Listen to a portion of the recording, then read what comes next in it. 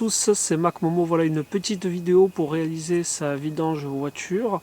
Donc dans ce cas-là, il s'agit d'une Renault Clio 1,5 litre DCI. Donc c'est une voiture très classique et à savoir que c'est valable sur quasiment tout type de voiture. Donc dans un premier temps, bien entendu, il vous faudra l'huile adaptée au véhicule. Donc pour cela, vous regardez ce que préconise le constructeur, c'est préférable. Ensuite, il vous faudra une clé pour démonter le bouchon de vidange, un filtre bien entendu adapté au véhicule, une boîte de joints. Cette boîte de joints donc permet de remettre un nouveau joint sur le nouveau bouchon. Et enfin pour terminer, mais ce n'est pas obligatoire mais c'est vachement conseillé, c'est une clé à filtre tout simplement pour démonter votre filtre. Donc ensuite vous aurez besoin peut-être d'un carton. Voilà, j'ai un bout de carton propre que je vais glisser en dessous de la voiture histoire d'avoir aucune goutte qui viendrait couler sur le sol. Donc ensuite il vous faudra un receveur donc, pour le charger en huile usagée. Donc là, pour débuter la vidange, il y a deux éléments importants à faire. C'est d'abord vérifier que son véhicule est parfaitement à plat au sol, c'est-à-dire qu'il soit de niveau, grosso modo, c'est l'idéal. Et ensuite c'est d'avoir un moteur qui soit chaud quand même. Que soit vous revenez d'une course, soit que vous l'ayez fait tourner au moins 5-10 minutes, histoire d'avoir une huile assez fluide pour un meilleur écoulement lors de la vidange tout simplement. Donc comme la Clio est un véhicule assez bas, je vais m'aider du cric d'origine avec une chandelle pour sécuriser le véhicule, pour l'unique et simple raison que pour pouvoir glisser tout simplement en dessous, une fois que je serai en dessous, que j'aurai démonté le bouchon de vidange, je vais tout simplement redescendre le véhicule, histoire d'avoir un véhicule parfaitement de niveau. Donc voilà, maintenant que je suis sous le véhicule, donc je peux distinguer le carter avec le joint de vidange. Donc là c'est le carter moteur, c'est là où il y a toute l'huile du moteur. Juste en dessous j'ai mis mon récipient, donc mon récipient qui va recevoir toute l'huile usagée. À savoir qu'il me faut une clé pour spécial bouchon de vidange pour pouvoir démonter, sachant qu'il y a deux tailles. Donc là on est sur la bonne taille. Et il me suffit tout simplement de démonter. Voilà. Tout simplement il me suffit de démonter. Techniquement vous devez avoir le carter qui soit légèrement chaud. Donc c'est bon signe, ça veut dire que le moteur est en température. Voilà. Donc moi j'ai volontairement laissé tomber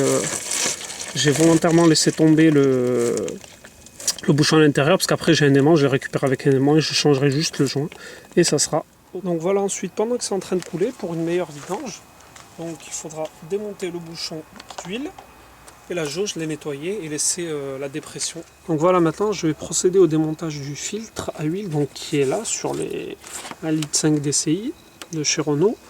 Bon, il est très facilement accessible, à savoir qu'il faut, vu qu'il est tête en bas, il faudra mettre chiffon tout autour, histoire de ne pas dégueulasser tout le moteur et le sol, même s'il y a un carton en dessous. Donc voilà, là je viens de mettre en place la clé à filtre.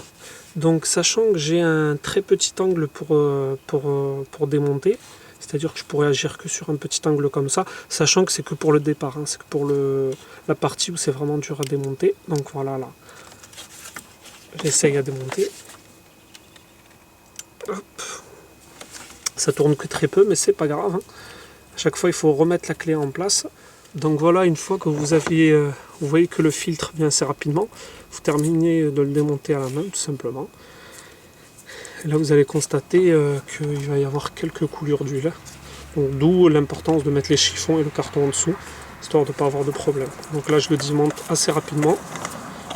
Voilà, et hop, je le retourne directement. Voilà. Donc voilà, là, je viens de finir de nettoyer la partie réceptrice du filtre. Donc c'est une espèce de platine avec un pas de vis. Donc il faut qu'elle soit parfaitement propre, hein, comme là. Voilà. Donc là, je vais mettre en place le nouveau filtre. Avant de mettre le nouveau filtre en place, il faut mettre un petit peu d'huile sur le joint, histoire de faciliter d'une le vissage et deux, avoir une meilleure étanchéité. Donc pour cela, il suffit de récupérer une ou deux gouttes sur le joint du bidon, tout simplement.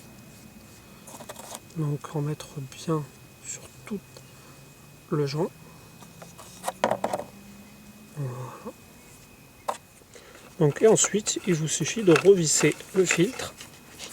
Donc vous le serrez bien à la main déjà, jusqu'à ce que vous pouvez. Sachant que ça dépend de la position d'accès et tout. Et ensuite, vous mettez un dernier petit coup de clé. Ça ne sert à rien de le serrer très très fort. Il faut bien le serrer, mais pas très très fort. Donc voilà, une fois que vous avez nettoyé le bouchon de vidange, vous insérez la nouvelle,